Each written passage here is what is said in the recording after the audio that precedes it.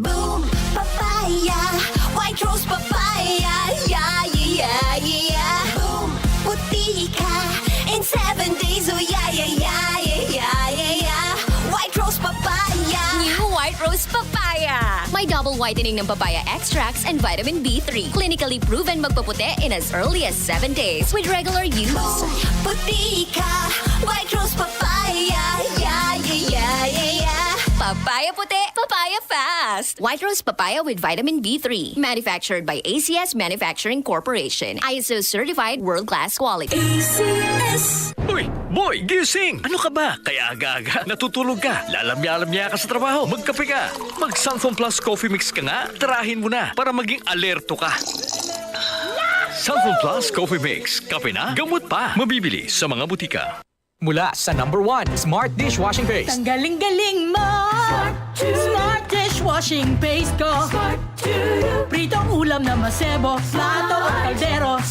Tanggaling for everyday. Ganyan pag Smart ang dishwashing paste. May double tanggaling formula. Tanggal galing ang sebo at bakterya. Bahid para walang bahid, linis fantastic sa metal at plastic. #1 ko to! Tanggaling-galing mo! Smart dishwashing paste. Heavy duty linis bawat pahid. Smart dishwashing paste, manufactured by ACS Manufacturing Corporation. ISO certified, world-class quality. ACS. Blessed day, everyone. Ako po si Venus Ra. Akala ko conquering the universe was the ultimate.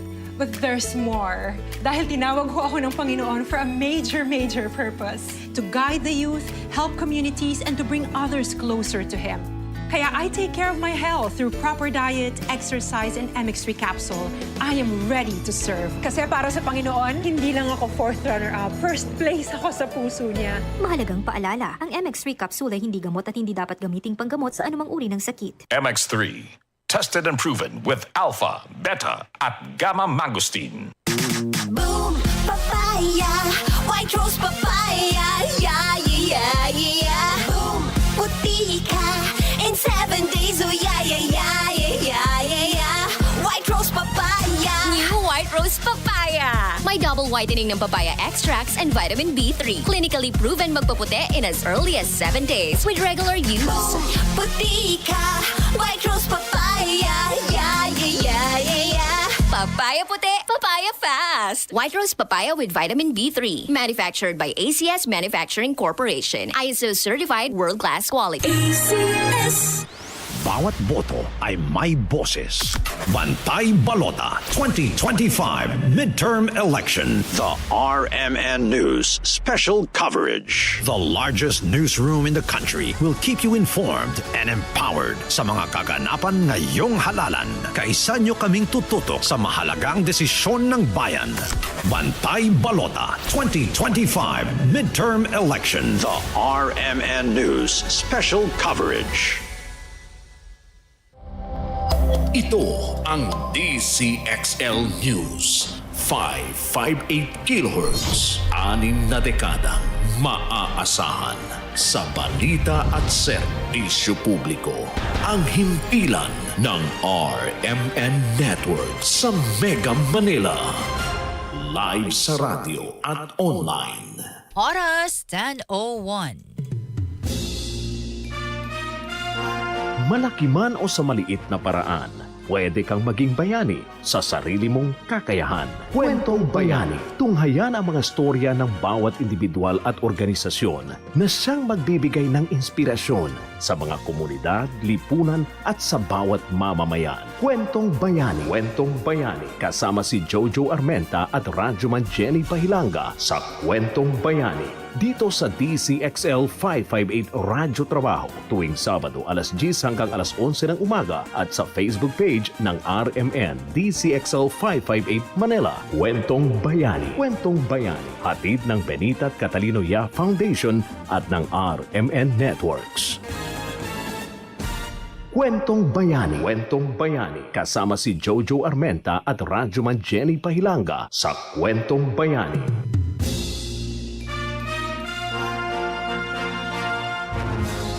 Magandang Sabado po ng umaga sa inyong lahat mga kasama. Radyoman Jenny Pahilanga at ito po ang Kwentong Bayani. Of course with my partner, Jojo Armenta. Partner, good morning.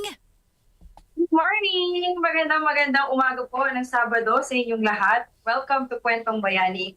How are you, partner? You know, I'm looking at you. You look so fresh today. Di ba? Parang iba yung aura na aking partner ngayon. Oo. Magandang panahon. Medyo maulan dito sa Batangas. I mean, umaambon, pero mainit na umaambon. Dito So, naman sa Maynila. partner maaraw. Oo, kahapon. Oo, ganun. Aambon, makulimlim. Kaya ingat-ingat, no, sa panahon natin. Partner, ang bilis ng araw. March 22 na. No, it's the second to the last Saturday for March. Tama, yeah. partner, no? March, nako. So, and we're still International Women's Month sa mga kababaihan po na nakikinig at nanonood. Happy International Women's Month. Mabuhay po tayo. Tayo lahat. Kasama tayo doon, partner. Kamuna, bago ko introduce ang ating mga panauhing pandangal sa Kwentong Bayani, nakita kita na nag-talk ka sa mga estudyante, partner. Kamusta? Yes, sa CIIT, sa May Quezon City, sa Kamuning. Actually, first time ko yun nagbigay ng personal styling. Akalain mo yung partner. Speaker na rin tayo sa personal styling. Bakit naman hindi? Diba? Bagay. Oo. Congrats for that. Galing sa talagang punong-puno ang week naman. Ano to sa mga estudyante? Ano nila? Senior high, college? College. Okay. Yes, college. Oo, mga college yan. How to style yourself. Actually, may personality development din na workshop. So maganda na na-impart sa kanila yung how to be confident being you. Yes, gusto ko yan. Babaeng pang babae.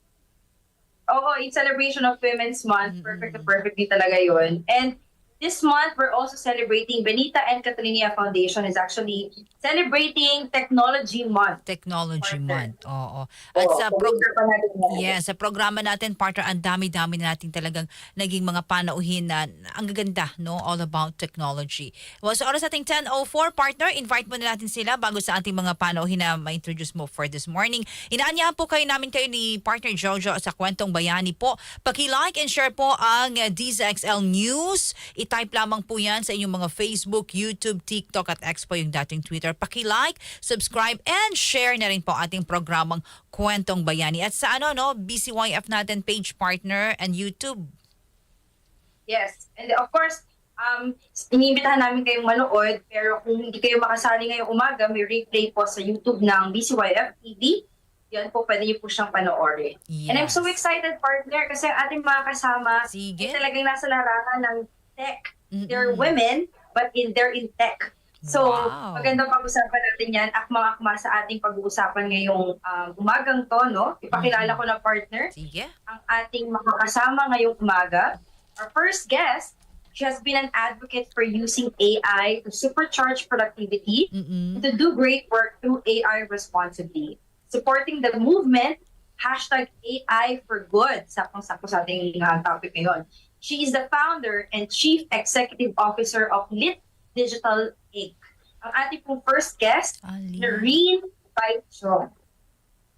Good morning, Noreen. Good morning. Thanks, Jojo, for inviting me. Thanks also, Jenny, for having me. Good morning po, Miss Noreen.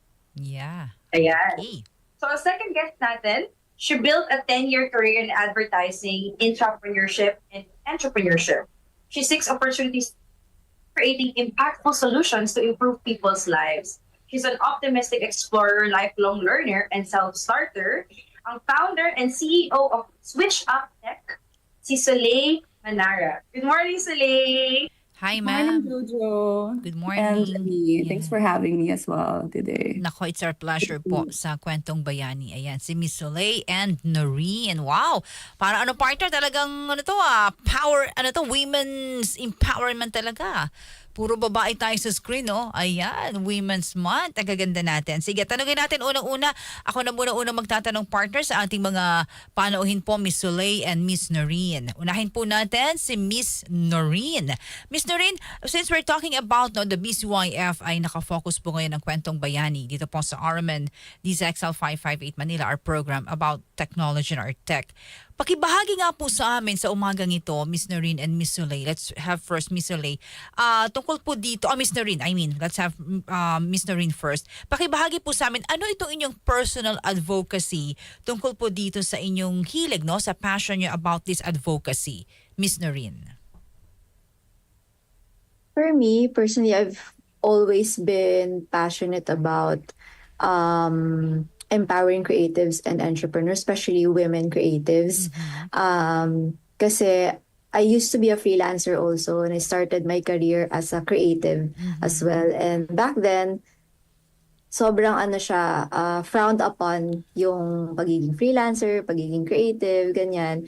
And now that, based on my experience na I have somehow I have the experience and then the tools also, I also know that I personally love sharing all my learnings and also the tools that I've used over the years. And I love encouraging women specifically na to go after what they want, kasi it's not the easiest, diba? But I understand na it's easier for us in our generation na now, pero that's really my advocacy na for women, especially in the creative side and the business side also, to have our own voice and to build the businesses that we love.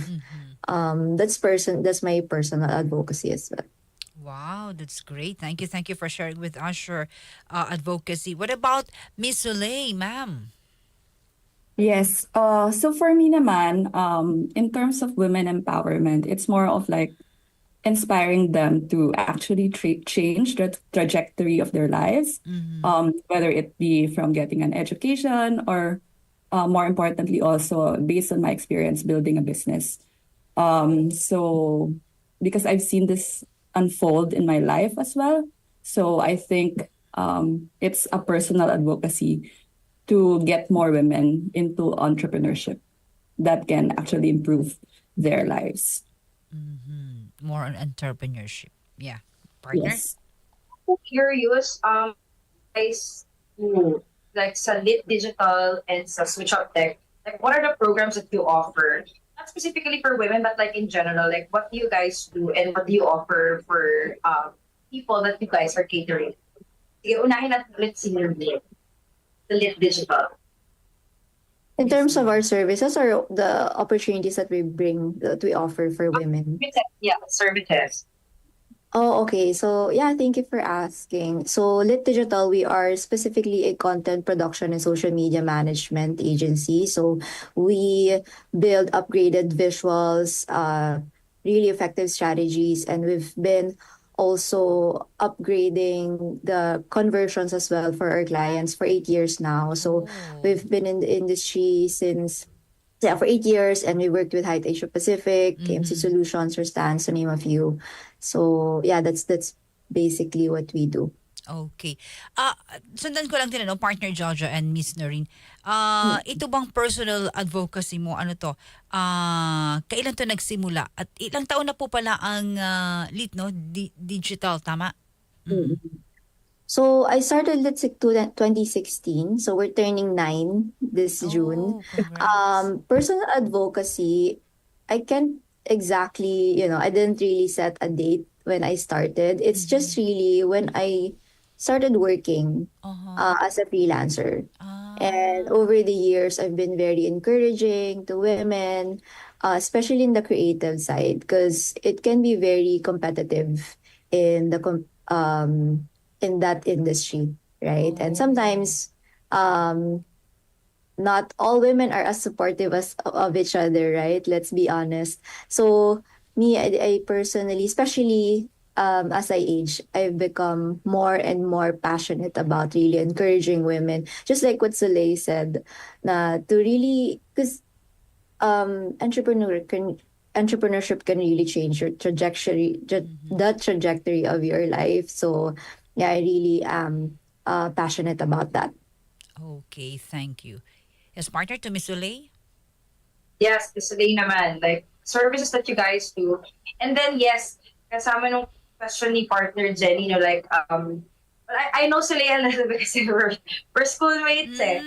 So, but I was surprised that you switch off tech. No, so can you tell us more about that journey, Soleil? Okay, so yeah, I've known Jojo for a few years now, and I'm sure that she knows na I started out in the advertising industry. So my background really is as a copywriter, and also yung early years of social media. We were doing a lot of campaigns there, and then I found myself building my own agency as well. And how we help women is, it's more of, the clients we work with now are in the tech accelerator space. So what we do is to help women get funding for their businesses.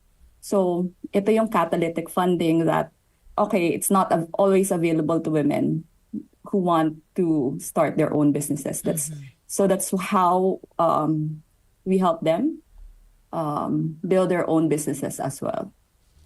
Okay, it's more on talagang business, partner. Yes. Yes, partner. Yeah. So now we're going to dig deeper naman in your about pagiging isang babae. So we know that it's not that easy to rise up as a woman sa industry. Kasi when you mention about technology or tech industry, talaga talagang lalaki yung parang nangunguna. But now it's changing. So, ano sa tingin nyo ang advantages ng pagiging babae sa larangan or industry that you guys are in right now? Siguro, unahin natin naman si Soleil. Answer that question. Okay, so I think in my experience, kasi I started my business in the Philippines, but I brought it also to Singapore. I moved to Singapore 2 years. And then, in my experience meeting people, when I introduce myself, what do you do? Okay, so I run my agency. And people always double take. So what? Is it your own? Parang they're always doubtful of you. And then you find yourself that, bakit? Parang why do they always have to doubt it? Plus, especially I'm also Filipino.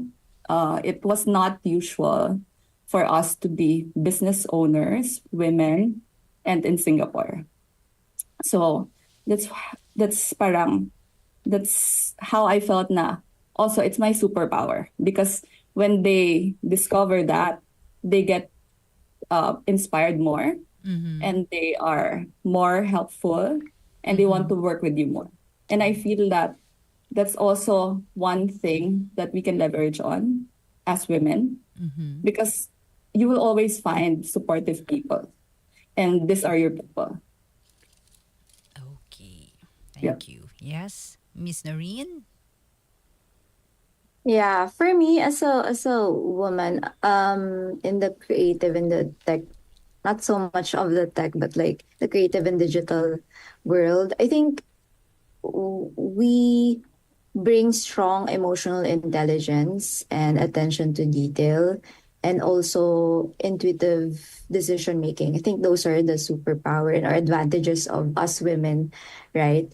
In this industry. And kind of like a follow-up answer to the first question, or to the previous question about how we also help women in our businesses, is we also give opportunities to other women, right? And I think it's such a superpower to have the compassion for not just for women, but like for everyone, right? We lead with empathy, especially in team and client dynamics. And I think that's a very good advantage and even a superpower for women.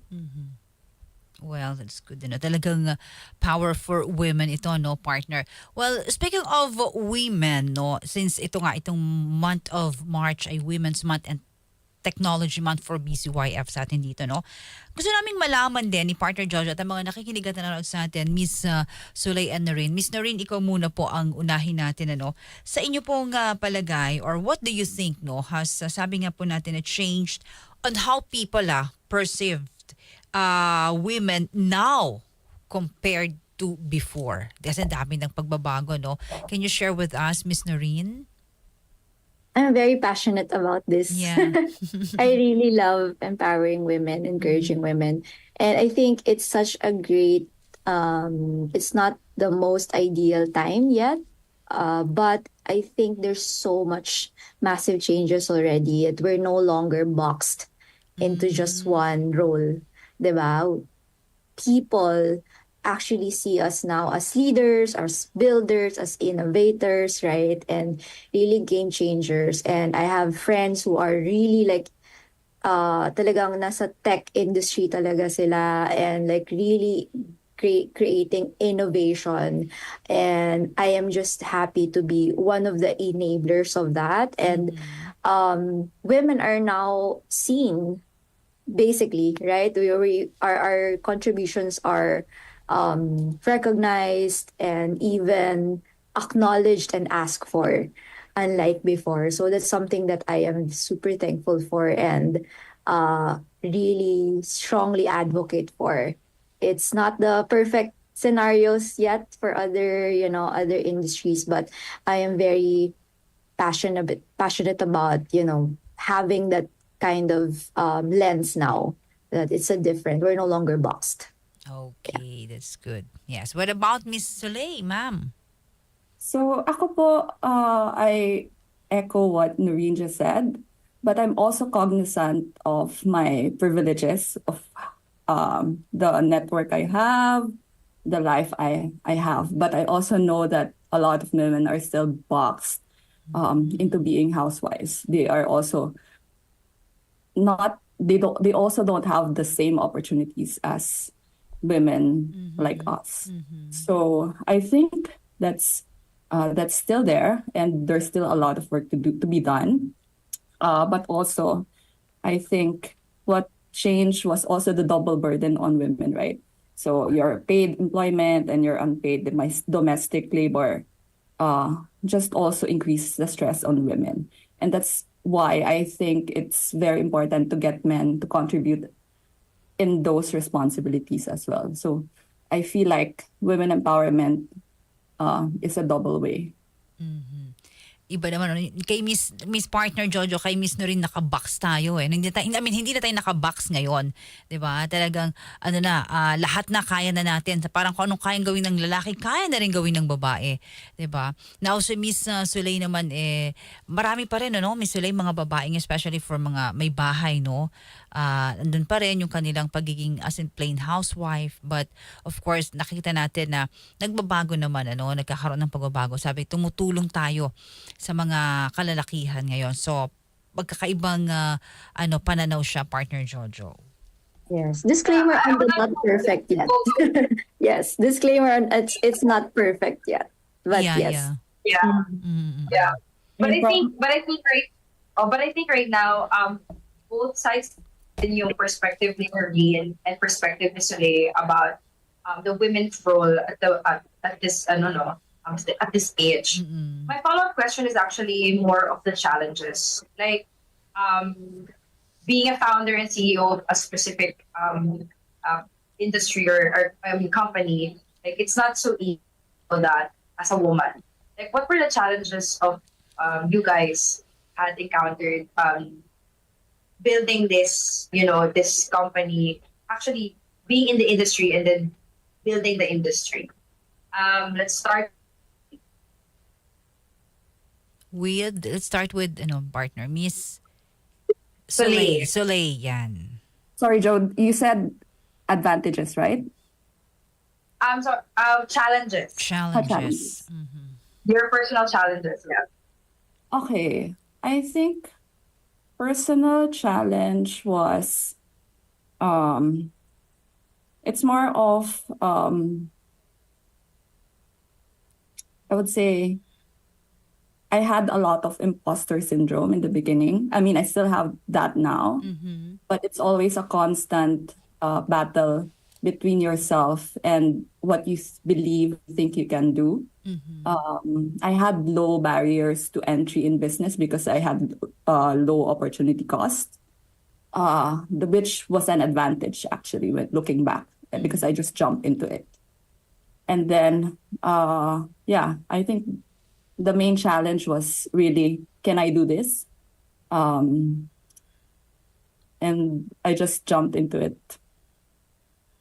Okay. That's actually a very normal thinking. Entering a new industry and as a woman, this is a really challenge. How about you, Noreen? Definitely I resonate with Soleil with, imposter syndrome. And I think I actually just remembered. So I work with the amazing women behind Imaginable Impact. So if yung mga nakikinig right now, if you want to be part of a very encouraging community, please go to foundher.ph. I will just because we're already talking about women empowerment anyway. So it's found FOUNDHER.ph. So what they do is really they empower women, they encourage, they have different events. And just recently we had this very similar question as well about women's challenges. And definitely imposter syndrome is more normal for women for some reason, kesa sa men. Men just go do it, they don't really have they don't really second guess themselves for some reason. And then us, we consider so many things, we overthink so many things. But another thing just to add to the challenges would be there were times when people don't really take women seriously, and I personally also felt that along the way. And sometimes it takes more effort to get authority kind of from the leadership standpoint from the team. So there's kind of you have to make a certain face or certain or certain character persona just to build authority or establish authority compared to men, diba? So I think that's something that's also still prevalent until now, diba? Na for us women, sometimes we still struggle to be taken seriously as well. Oh. Pero sabi nga Miss Noreen, pag nakita naman ng mga kalalakihan na tayo, Yes, di ba? yes, of course. Ano naman, sila, umaatras ba tawag doon? Di ba? Hindi, powerful tong nakikita nating babae na to, di ba? Like si Miss Soleil and Miss Noreen, di ba? Now, before we have our commercial break, our next question po, tanungin ko na, when it comes kasi sa technology, speaking of technology, napakaganda na ating pinag-uusapan for this morning. Sa inyong palagay, ano pong sektor o sa inyo, anong sektor po o aspeto ng ating society we should maximize technology? Miss Noreen. Definitely, for me, it's education and entrepreneurship. I mean, yes, a lot of women are aware of the tech, especially the use of AI now. But I think it's not yet really harnessed enough, and just really giving people the tools and access to platforms to really learn, grow, and for specifically women in business, I think we should maximize more technology for building income generating opportunities and also for education. I think there's really lack of maximizing. What do you think we can educate our women for that particular in technology? Dapat tayo rin, di ba, tumutulong the government? Yeah, definitely. So, I mean, at the end of the day, it all starts with us din naman, di ba? Yung parang, so, pwede namang maraming programs yung other private or public sector, tapos hindi ka naman talaga, di ba? You're not really taking advantage. So, at the end of the day, I think women should also, sobrang accessible naman yung information right now, right? So I think you should take advantage of that. But yes, I agree, definitely. The government should also help, make it more accessible. But yun nga, I think it's really like everyone, like we had a recent presentation just yesterday, how much percentage of Filipinos have access to internet and are in social media. We have like 90+% of the population, which is probably almost 100 million, has access to internet. So it's really, first of all, starts with you. Find the tools. There are a lot of free tools to maximize and learn a lot of technology. Also learn from the basic and grow whatever. Look for the things that you need. But yeah, I really think it starts with us as well. But yes, there are definitely several programs that should be created as well specifically for women. Yeah, oo. Dapat talaga, magsimula sa atin, di ba? Yeah, Ayan. it started then. Yeah. Miss Sulay, thank you, Miss Noreen. Same question. So yes, I think I have same answer as Noreen. It's also about upskilling and educating more through the internet, because we can also harness it as like to build our own platforms, like especially these days in the day of social media. It's more about the personal brand. So you can leverage it as a platform to build your personal brand as well, and create income from that. Okay. Yes, partner? At syempre, bibitinin muna namin kayo. Marami pong usapan at pagkikwentuhan about women and of course about tech. Natin muli si Soleil, si Noreen, we're gonna have more chikahan pagbalik po ng ating programa. So huwag po kayong aalis. Stay tuned sa ating programa DZXL Manila. Live na live po tayo. Magbabalik po ang programa Kwentong Bayani. Oras 10:29. That news was brought to you by ACS Manufacturing Corporation, ISO certified world-class quality. Kung ikaw ay edad 50 pataas katulad ko, may mataas na ang risk ng panlalabo ng paningin. Mas challenging ang pang-araw-araw na gawain tulad ng pagbabasa, pagsusulat, at pagmamaneho.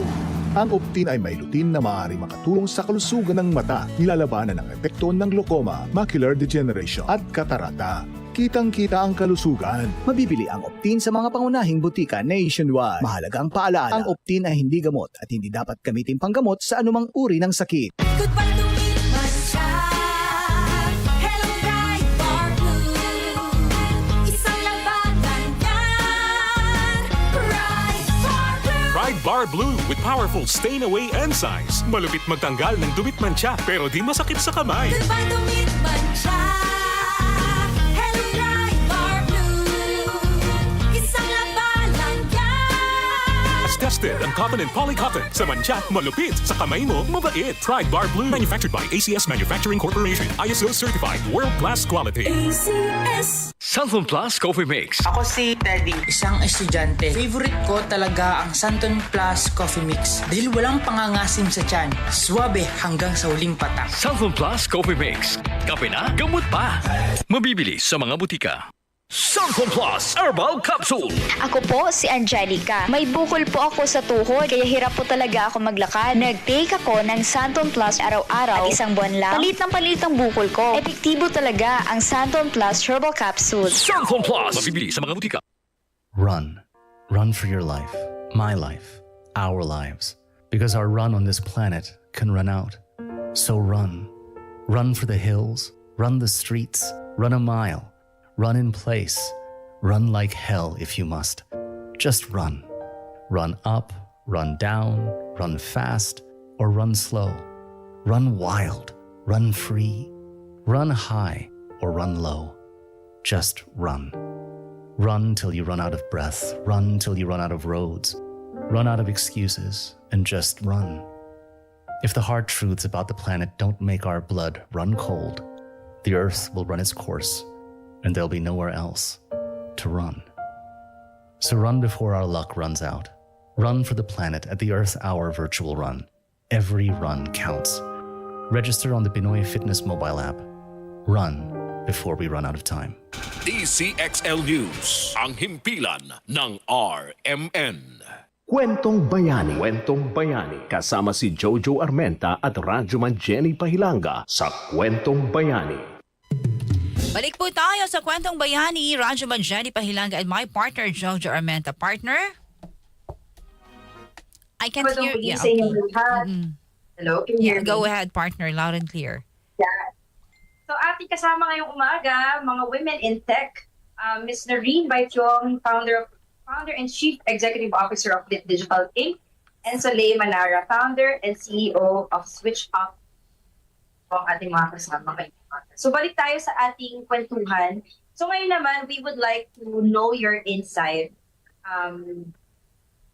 Women in tech is rising actually at the moment. So how do you think we can create a more inclusive environment for women in this industry? So how do you think we can create a more inclusive environment for, in your opinion? So let's start with Soleil and then Nuri. Okay, so I think for me, especially in the industry I'm in, you can always say that, okay, I back women entrepreneurs, I back women founders. But if you don't put money into them, they're not going to be able to grow their businesses. So in the VC world, funding still remains elusive for women-led startups. And you know that, I was just reading one article. It said that for every dollar invested in a women-led tech startup, it generates twice revenue as compared to men startups. But why then it's still elusive for women startups to get funding? That's what we advocate for, and that's what we think will be more inclusive in terms of getting more women in the tech industry, and specifically with the work we do together with She Loves Tech. So She Loves Tech is a tech accelerator platform for women-led and women-impact businesses across 70 countries around the world. We train them in terms of their pitches. We give mentorship in terms of how to raise funding. So a lot of those work is for the objective of getting women to receive more funding, because that's the next thing. That's the next thing that their business will be into. Okay. Thank you, Soleil. Noreen, how about you? I love She Loves Tech, by the way. So I joined the event, and I agree with Soleil. Definitely one, like She Loves Tech, they really invest in women. In fact, they are, for women who are listening and interested, they actually run competitions as well, right? Pitching competitions, and they fund women talaga. I'm not exactly sure when is the next. So actually, this year we're taking a hiatus. Oh, okay. But definitely we will announce when we're ready for the next round. Yes, She Loves Tech is my client actually, so I help them with all the marketing and so to catalyze all of this work for women. Yeah, so that's one thing. How, to answer your question, like how we create more and like inclusive, right, environment. And another thing is really, I think it's really representation and mentorship. That's also why I really work with the women behind Found Her, the one I mentioned earlier, because they really create this environment that encourages women to be heard, to be more confident to say what they want to say. And we just need more women to be more visible. And because you'd be surprised, sobrang ano pa rin ngayon, it's still a struggle for women, right? Sometimes to still speak up, even though they're doing such a great job, great work. it's women still need to be more visible, and representation and mentorship also goes a long way. So there are a lot of programs for mentorship, and really, just like She Loves Tech also found her, there are a lot of opportunities and communities who support this. And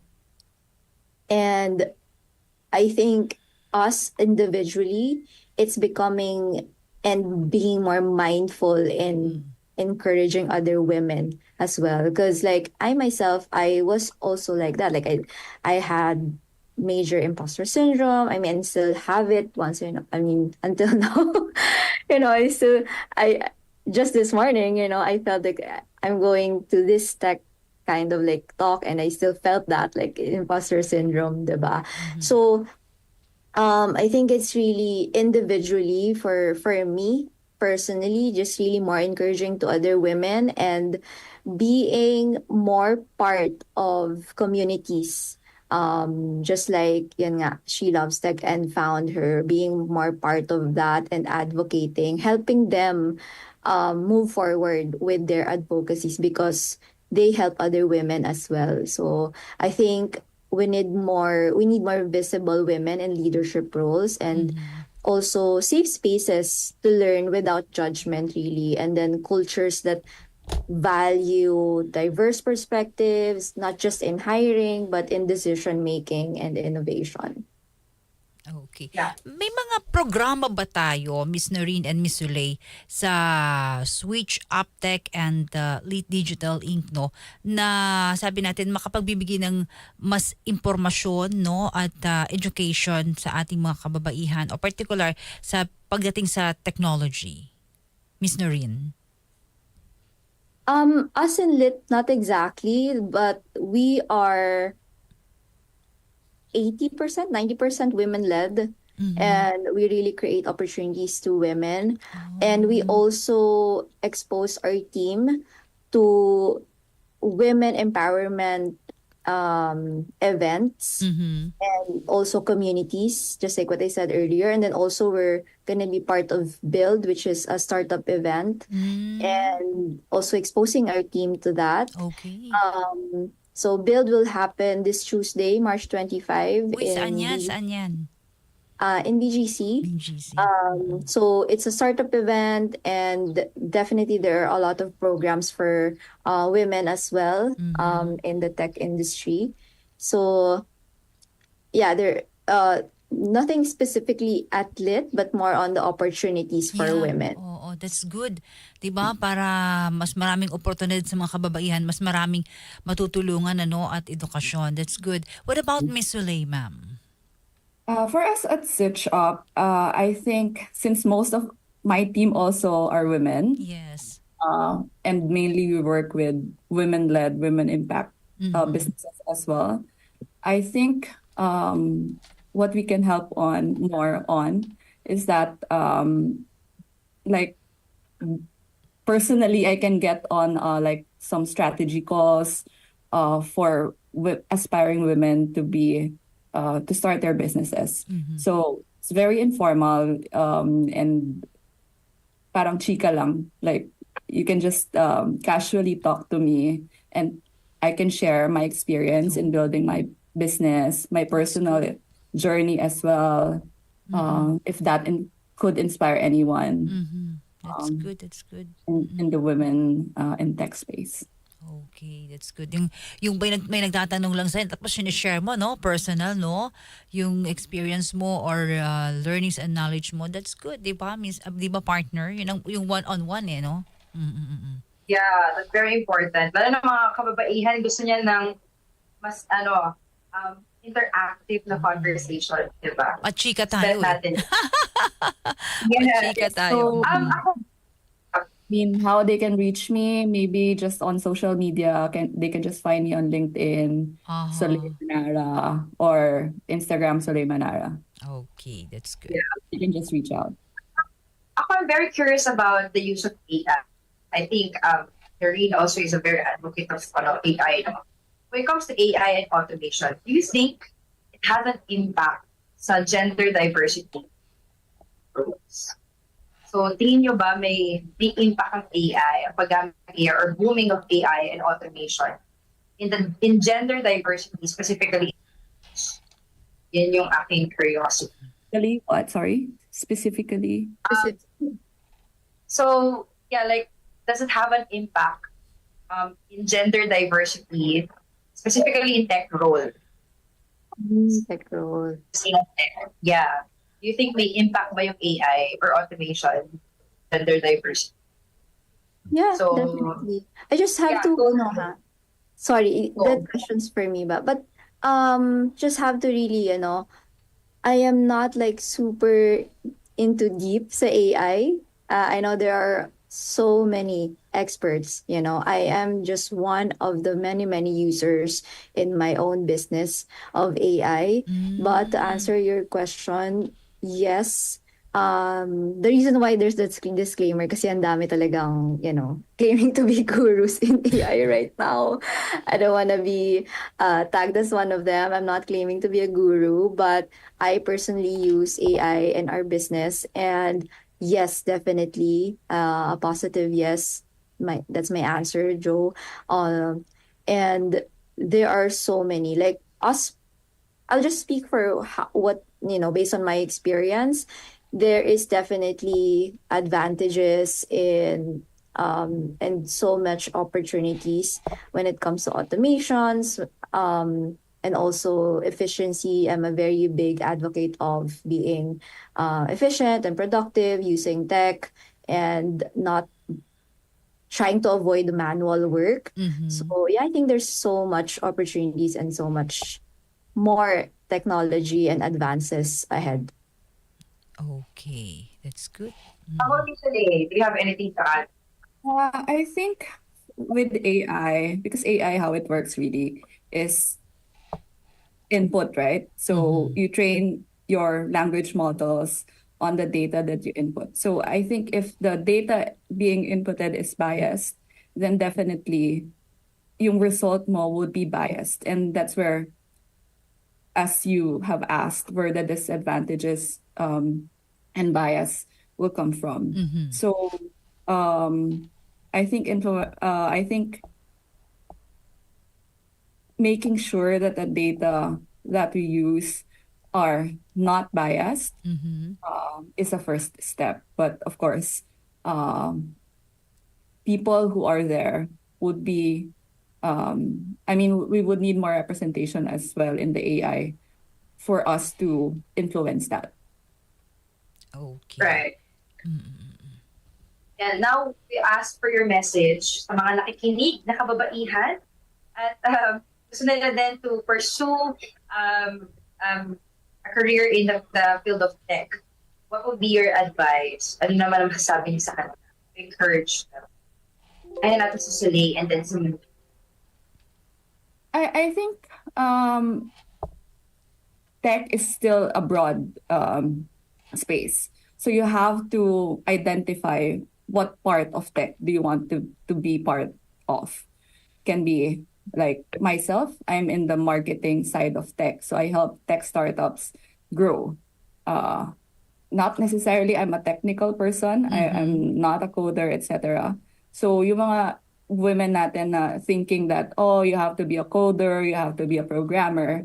No, you don't. You don't need to be a technical person. If you feel like you want to be in the creative space, then I think that's the first thing you need to identify, which part of tech do you want to contribute in and work in. So once you find that, and then I guess check for people who are doing the same and then learn from them. Okay, that's good. Very well said. Yes, Miss Noreen. I totally agree with Soleil. I think that's a misconception na women in tech, we can code. You don't necessarily need. So for women who are listening and are curious to be in the tech industry, please don't cancel yourself right away. Na parang, no, I can't code, I can't be a woman in tech. No, you can be enablers like us, ni Soleil, right? You can be advocates like us ni Soleil who are still in the space. We don't know how to code. We don't necessarily have like the tech startups who are building AI machines or whatever. But you can still be within that space. And I totally 100% agree with Soleil. Identify first what role do you want to do. So like for example, in working with the founder team as well, so I'm not necessarily the one building the tech businesses of these startups that we're supporting, but we are enabling them and giving them opportunities, right? Giving them the chance to hear their voice, right? So things like that. And I think especially for Filipinas, there are still, we don't have free passes all the time. We don't get free passes all the time. And it really takes more effort or extra effort for Filipinas. But I think if there's one key takeaway for anyone who's listening is put yourself out there. Do not cancel yourself. If you are curious, if you want to create a business for yourself, please put yourself out there. I used to also doubt myself so much, but I've learned along the way na just me putting myself out there and just showing up for myself is already like 50% of the work, right? So many opportunities ahead. So you just really have to go for it as well.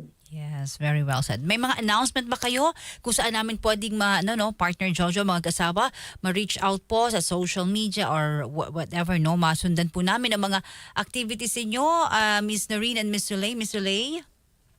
Yes po. So as mentioned, you can find me on social media, Soleil Manara on LinkedIn. Okay. I think I have the same on Instagram. So if ever you want to have just one-on-one chat, you can message me over there. Our agency is called Switch Up Tech. So you can also find us on our website. Okay. What about Miss Noreen? Yes, thank you. First of all, thank you so much for inviting us, Miss Jana and Jojo. Yeah. So yeah, definitely on LinkedIn as well, Noreen Baetiong. And then you can also find Lit Digital on LinkedIn, Instagram, TikTok, also Facebook. We're at getlit.digital. And then our website is also the same, www.getlit.digital. Okay, well, yun lang. May mga gusto ba kayong batiin o pasalamatan? Ayan, Miss Soleil, go ahead. Ako po, well, thank you po with Jojo and yourself, Miss Jenny, for having us here, for giving us the platform to share our experiences. And I had a really great experience today. Yeah, kami din po. Thank you. Miss Noreen? May gusto ka bang batiin? Pasalamatan? Very good. Thank you so much again for having us. Yes, thank you also, partner. Thank you so much, Noreen and Soleil. We really had a great morning, listening to you both. Ako, nabuhayan ako ng loob on how I should start my events planning business. Wow. So thank you, Noreen. Thank you, Soleil. I'm there already. When I was listening to Noreen, you have to put yourself out there. I'm like, okay, Lord. Yeah. Ito na yung sign, partner. This is a sign. Oh. I was so scared kasi there was syempre parang daming competition and all. But you guys did it. So, salamat sa encouragement. And I really learned a lot. Wow, that's great. Okay, so thank you again, Ms. Noreen and Ms. Soleil, and have a great day. Thank you. Happy weekend. Have a great day. Thank you, Noreen. Thank you so much. Happy Women's Month. Thank you. Happy Women's Month. Talaga, partner, ha? Para ito na ba yung sign na ito na tech month natin sa BCYF, talking to Ms. Noreen and Ms. Soleil, ito na yon. Talaga. Yes. And of course, we're still celebrating Technology Month. Sana po marami kayong natutunan ngayong umaga. And for the past weeks, from our guest, abangan nyo po next week kasi we're inviting the awardee for the BCYF Innovation Award. That's good. Siya po yung mga next week. So abangan nyo po yan. And of course, In behalf of BCYF, the team, our founder, Mr. Tony Yap, and everybody in the BCYF, maraming salamat po sa patuloy niyong pakikinig, suporta at panonood sa amin every Saturday dito sa aming programa. Muli ako po si Jojo Armenta. Happy weekend, partner. Thank you. See you next Saturday. Thank you. Thank you so much. Mga kasama, yun po yung aking partner si Jojo Armenta. Bago yan, magbibigay-daan tayo sa ating balita po. No? By the way, today po, March 22 is Earth Hour, no? Mamaya po yan, naka-post po yan sa aming RMN News. Okay, yung ating po namang Earth Hour ngayon, March 22. Ayan, at may mga ano po dyan, mga establishments po na makikiisa for the Earth Hour today, March 22, 2025. Samantala, yon Earth Hour po, March 22, ayan, ay lights out its Earth Hour. Nasa RMN News po natin yan. Okay. Samantala, pagpapalakas, eto na, pinag-uusapan na natin ng internet connectivity sa Eastern Visayas, isinusulong ni PBBM. Detalye ng balitang yan, mga kasama mula po naman kay XL Radyoman 5, Chanel Salazar. DZXL Radyoman Report. Porsigido si Pangulong Ferdinand Marcos Jr. na pagandahin ng internet access sa Eastern Visayas lalo na sa malalayong lugar sa pamamagitan nito ng bagong sistema na magpapalakas ng internet access sa geographically isolated and disadvantaged areas o DIDAS. Sa Regional Development Council meeting sa Tacloban, sinabi ni Pangulong Marcos na basta't may gida na hindi gaanong kalayuan sa fiber optic ay pwedeng kabitan. Nasa plano rin ang pagtatayo ng tower pero meron naman anya mga bagong teknolohiya na pwedeng gamitin gaya ng satellite para makapagbigay ng serbisyo ng internet sa mga isla na malayo sa fiber optic. Welcome naman sa Summer LGU ang inisyatiba ng Pangulo lalo't makatutulong sa sektor ng edukasyon ang connectivity particular sa GIDA communities sa kanilang lalawigan. Bukod sa internet, tinalakay rin ng konseho ang iba pang regional concerns tulad ng supply ng tubig at kuryente, infrastruktura at mga serbisyong pangkalusugan. Kasama mo sa palasyo ng Malacanang, Radyoman 5, Chanel Salazar, Tatak Arimen, DZXL 558. Maraming salamat. 363 o 63 na Filipina seafarers nakatakdang i-deploy sa abroad ayon sa Department of Migrant Workers. Detalye ng balitang yan mula kay Extra Radyoman 2, Joyce Adra. DZXL Radyoman Report. Nakatakdang mag-deploy ang Pilipinas ng 63 Filipino seafarers sa ibang dagat. Ang naturang mga babaeng kadete ay sumailalim na sa Special Pre-Employment Orientation Seminar ng Department of Migrant Workers. Tinalakay din sa seminar online na ang online na safety sa mga bata sa higil sa pornography at voyeurism.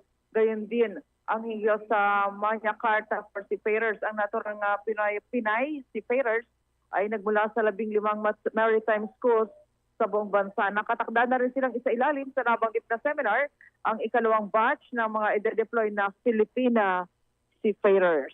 Kasama mo sa DZXL Manila, Radyoman Joyce Collantes Adra, Tatak Army. Maraming salamat. Antabayanan po ninyo susunod po ang Usapang Trabaho Weekend. Ayan, syempre po ni Radyoman Lu Panganiban. Kasama niya rin po dyan, of course, si Radyoman Glenn Del Rosario. Mga trabaho po na ipagkakaloob sa inyo ng programang yan. Abangan po ninyo sa ilang sandali. At mamaya po alas 12 hanggang alas 12:40 naman po ng tanghali. Magkasama naman kami ni Radyoman Elmar Acol para sa ating RMN Network News. Kasama ating mga Radyoman nationwide.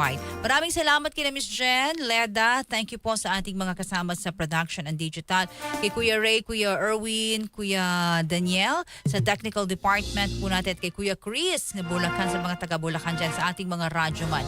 At sa aming mga naging panauhin ni, of course, partner Jojo Armenta. Mati ko na tawaging radyoman. Paki-follow po and like ang aming programa. Paki-share po ang Kwentong Bayani sa BCYF meron din po. At sa ating official Facebook page po ang DZXL News.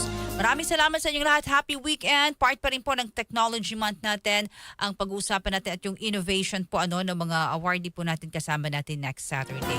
Ako naman si Radyoman, Jenny Pahilanga. Ang programang ito hatid sa inyo ng RMN at ng BCYF. At sa ngalan po ni partner Jojo Armenta hanggang sa susunod na Sabado, alas 11 po, alas 10 hanggang alas 11 ng umaga. Muli tayong magkasama-sama at magkarinigan. Ako po si Radyoman Jenny Pahilanga dito lamang sa Kwentong Bayani.